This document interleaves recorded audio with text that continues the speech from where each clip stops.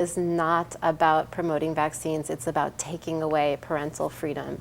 And I think that is when we explain to the senators that parents need to have the freedom not to accept pharmaceutical products, that all of a sudden they have a little bit of an aha moment. I mean, like I said before, the Republicans mostly are speaking out against the bill. Senator Cruz followed me out of the testimony room because we had to drive 5 hours back, so after we testified we had to leave, to thank me for my testimony and to say that he appreciated my point of view. And I think that the other senators, I mean, like I said, I think the majority of medical doctors are against this bill. They won't break ranks with the medical system because it's very difficult to do so. So very quietly, they're not going to get up, you're not going to hear them testifying, although we did have an MD testifying. But I think that when Democrats start to understand what's at stake here, they will change their minds. They have to change their minds. This bill is insane and nobody wants it. The hard part is, you know, because of this media blackout we've had and because of this witch hunt that's been going on, absolutely nobody in this country with any social, celebrity, political standing wants to kill themselves over this. I mean, literally, it would be suicide if they were to stand up against it. It's getting better, but 2 weeks ago, it would have been suicide. So we do have to reframe it, I think, away from, which to me, you know, the more I learned about this, the more it became entirely a civil liberties, issue, not even about vaccines. So once it is reframed that way, I think that they will listen in a whole different way.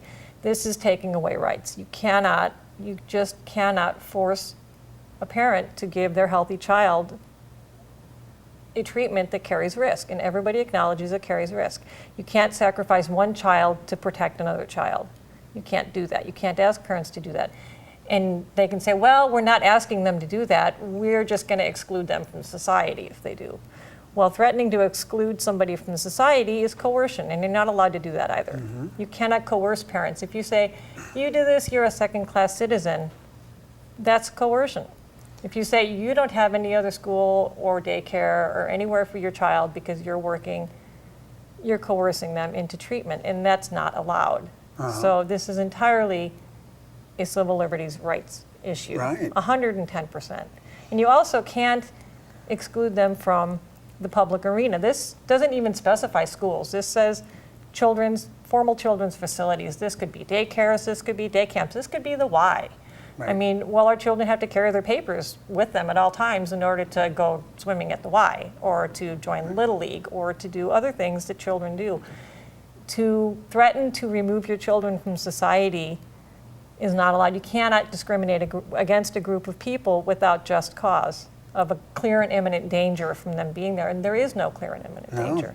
There's danger from vaccines. Here on Rogue Freedom Watch, we're not restricted by corporate advertisers or political influence. We can speak truth here. And I have seen studies, science, that showed in some cases vaccinated individuals can still transfer disease. Even to say that unvaccinated people are at risk and vaccinated people are not appears to be false. There's science on both sides from what I've seen. The side questioning some of the effectiveness of some of the vaccines has less influence on it in the form of sales of vaccines by pharmaceutical companies. There's a agenda, I believe, partially. And this issue easily polarizes, but there's middle ground. Some vaccines, perhaps, for some people. And we're kind of departing from our questions here, but we have some time, and if you want to share any thoughts about... It was interesting at this hearing. There was one fellow that testified, in favor, and he had an interesting testimony. He got up and said that he had been vaccinated for pertussis. He had followed the booster schedule. He had a cough. He was diagnosed by his doctor as having whooping cough. Well, he had just been on a plane and he had just visited his infant niece. And for some reason, he felt this implied that we should all get vaccinated. And what I was thinking was, this implies that he was vaccinated, so he had a low-grade illness that was still contagious but was not recognized as such, and therefore jeopardized a whole lot of people. So why is this a good thing? I couldn't quite make that up, but that's what happens when you have, especially with pertussis, you end up with people out there spreading the illness that don't know they're sick because it's a mild illness.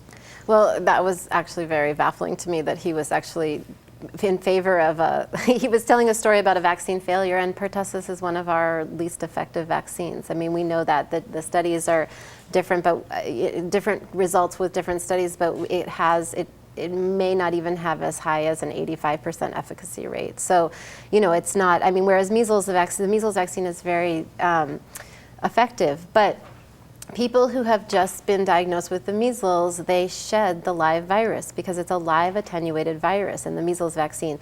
So if you come in contact with those people, with those children, you can get the measles. And this has happened. This does happen just on the news today. I don't know if you saw this, but one of the little girls at Disneyland who was said to have the measles, it turned out that she actually had vaccine-induced measles. Oh. So she did not, the way the mainstream media reported this was that she was negative for the measles. But what it turned out was when they tested the strain, they found out that she had actually gotten the measles from the vaccine. In America, this isn't a problem because we have access to clean water, we have good, healthy kids. In places like Niger, where I lived and worked on a child survival campaign, in places like Nigeria, where people are undernourished, you can actually start an epidemic of the measles from the vaccine-induced strain. I wanted to ask you about the other factors that support the somewhat mysterious immune system. We don't know everything about it, but nutrition and diet, rest and stress, toxin exposure, there's a whole range of things that can decrease the immune system. Now, the Gates Foundation is bringing polio vaccines to the worst slums in Calcutta, but are they bringing sanitation and nutrition? No, they're bringing a silver bullet that sells and claiming they're helping these poor people. What are the supporting factors of holistic health for the immune system? I'm so glad you brought that up because one of the things that I said in my testimony was that, we know beyond a shadow of a doubt, there's been thousands and thousands of studies that exclusive breastfeeding is the best way to boost a young child's, a baby's, an infant's immune system, right? Of course. Exclusive and extended breastfeeding. And what countries that have enjoyed much better infant health than our country, like Norway, what they have is they have nearly 99% of the women who have babies begin breastfeeding, and at 6 months of age, those women are the vast majority of them are still breastfeeding. In the United States, it's something like only 70% of women even try to breastfeed at the beginning, and by 3 months of age, the vast majority of those women have given up. And so if we want to talk about healthy immune systems and healthy kids, we need to, I don't believe in mandates, but it would make a lot more sense to keep kids out of school who had not been exclusively breastfed than it would be, because that is the single most important determining factor in a child's health. As other factors include vaginal birth. So we would also have to keep kids out of school who had been born via C-section, because we know that having a C-section is a massive disruption to the health of our intestines and our guts, and a large portion of our immune system is actually in our intestines. So, right. The idea that we could pick and choose which kids are going to come to school and not come to school is ridiculous. And so in Norway also, where they don't mandate vaccines and where children are very well breastfed, I asked the Norwegian government, I said, are people refusing to do vaccines? And he looked at me like I had 3 heads, and he said, of course not, because the system is not capitalist, it's a socialist health system, and people aren't running away from vaccines. If people are running away from vaccines in this country, there has to be a reason that they're doing that. Yes. Mary, any thoughts on this or others' thoughts? We have a few minutes left. Well, to me, there's so many different reasons why people vaccinate or don't vaccinate. It's huge. There's so many studies, there are so many reasons. The big thing, what I would like to see, and I don't know if we ever will, is just honesty about all of these things. There's so much money behind all the players and so much power behind all the players that nobody wants to see the full story. And it's much easier just to, use sound bites and slander. So until we actually treat parents like they have some sort of intelligence and ability to think, you're not going to be able to solve, if you want to have a high vaccination rate, you're not going to be able to do it until you give parents some kind of, knowledge that they are being listened to and that you respect that they are intelligent. Just going and coercing them and basically treating them like they're not very smart, all that's going to do is push back. Oregon is the maverick state, right? People around here don't don't get along too well with other people telling them they're stupid and Especially that the they can't rogue. make up their own minds about things. As soon as they do that, it just is going to deteriorate. Right, especially the rogue, we're Yeah, mavericks yeah, here. yeah. Well, the new law proposal is for parents to get an educational module or No, that's already in certificates effect. from. That's already Yeah. Oh, there. I'm sorry. Yeah. They're No, going to eliminate all that and just go straight with medical now. I Just actually, unlike a lot of people, I supported that education module. I think absolutely we should educate parents. I don't, that's, you should be making an educated choice. And what a study in pediatrics showed was that the parents who are quote unquote under vaccinating tend to be those with the most education who make over $75,000 a year. And what's so interesting about that is that how can we explain that away? We can't say those parents are stupid. It's actually the parents who are the most educated who, like me and Mary, are going back and reading the scientific studies and trying to piece this together. Those are the parents who are choosing not to vaccinate or to vaccinate selectively because our current program may not be meeting our children's health. There's another interesting thing at the hearings. One of my things that gave me the most hope, actually, when I watched it, because I didn't stay for the whole testimony. One of the last people that was up was a young mom with her little baby strapped to her in a baby sling, and she had come purely on a personal rights basis. She vaccinated her child. She didn't have issues with vaccination. She was upset about the personal rights level of this. And she sat through 3 hours of testimony and she said, I'm kind of concerned about vaccinations now. I mean, she admitted that, she said, I never even knew anything about vaccinations before I came here today. And I vaccinated my child and I never thought much about it. And now, so that to me gives me hope that the more education we can get to people, the more they're going to question and get better laws in place and get better protocols in place. Right. And insist on them and instead of just doing what the doctor says. It depends on the sources of the education and the content. Sure. I mean, I had never heard of a population being accused of being too affluent and too intelligent until the criticisms of these nodes of filthy, outbreaks like Ashland. Right. The thing that disturbs me, you brought up following the money. Parents who have had the misfortune of having children who've gotten a vaccine injury, they have no money at stake in this issue. Right. Usually those parents are the ones who did things on the schedule. If it was the baby was born on the 12th, they came in on the second birthday on the 12th. I've heard that story over and over. They did exactly what their doctors told them, and then their child got incredibly sick. And those are the parents who are being publicly ridiculed. I mean, I have vaccinated children. They did not have a vaccine reaction. But I don't ridicule people who say, this is what happened to my child, can we figure it out? And I would never say to that parent, that didn't happen, that's all in your head, you're a crazy hysteric. Because obviously what they're doing is they're saying, we follow the system did something went wrong, what's happening? And the truth is, go ahead and read the science, educate yourself as much as you can, and what you'll find out is that we don't know. We have never done a single study of completely unvaccinated children compared to vaccinated children on the CDC schedule. We have never done a study of every single vaccine that we're giving. And if I may, this is the Norwegian vaccine schedule. I don't know how to hold this up for your audience. This is the Norwegian vaccine schedule.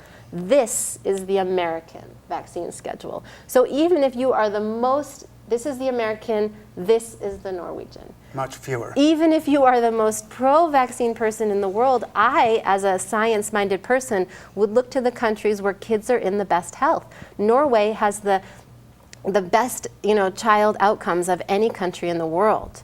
The United States has very bad infant mortality rates compared to other developed countries. So I would look at Norway and think about all the things that they're doing right. And one of the things I see is that they're doing fewer vaccines. Yeah, well, the reason they haven't done the study is because they're afraid, I think they know what's going to show, and it's going to hurt these profits and these sales. The hard part is that there is so much money behind it. I was speaking with a friend whose son had a vaccine reaction, and he was in the ER. He came through everything okay. When the next visit, the doctor wanted to give him more vaccines, and she refused. And he threatened to take her to Children's Services. It turns out that doctor stood to get $1,000 with a completed card. Every doctor in the clinic gets $1,000. So you might not know, but the with Obamacare, with all of the changes in medical insurance, you have to cover vaccinations. The insurance companies do not pay as much as a vaccination costs to the doctor. The doctor doesn't make any money on it. They lose money.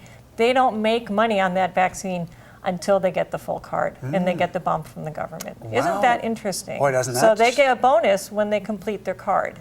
That's a little bit of an incentive. And parents opting out of some of them That means screws them none of up. the They payments. don't get any money and they Oh. lose money. Oh, isn't that interesting? Yeah, fascinating stuff. Incentives here. Yeah. Any last thoughts? I think we have a minute or two left. I would just urge everyone in Oregon to call your senator, call your representative, call the new governor, write them letters and tell them that you are opposed to Senate Bill 442, not because you're opposed to vaccines, but because you believe in personal freedom and you are opposed to forced medical intervention. Let me just read quickly. Senator Bates was at the hearing. He said, "I support Senator Stein, what's her last name? Hayward, on this. So when those emails come in from people who are very, very angry, send them to me as well." Like Alan Bates will also defend this. What do you think of Bates's position? I'm surprised. Well, he's a doctor, and actually he used to be my doctor once upon a time, a whole lot of years ago. I actually was one of his patients at one point, and I always had a great deal of respect for him. And it was upsetting. The thing that upset me the most about his testimony was how flip he was about it. Yeah. Knowing full well that there was a room full of people with vaccine-injured children there, to be so cavalier, I found very insulting. I don't know Right. if he actually knew that. I mean, how Jennifer, can you not know that was going to 15 happen? seconds? You know, I have a tremendous amount of respect for Alan Bates. I think he is a thoughtful, smart man. Yeah. We need to sit down and talk to him, and he's going to change his mind. I think he's going to do what's right because he knows that people in the Rogue Valley who elected him do not want this bill. Right, we can influence Alan Bates. We absolutely can. I hope so, Thank and you. I think so too. Thank you, Jennifer Margulis and Mary Alionis, for joining us on Rogue Freedom Watch. And thanks to our incredible team here, Sean Gordon especially, for bringing us all in and kind of being our mastermind. Biome on the technology. We had David helping with the set of Free Walker, also with set development and a whole host of things, production assistance, and a number of others here. So we'll be back with another show in the future. Look for us and on the archives.org/details. Out from Rogue Freedom Watch.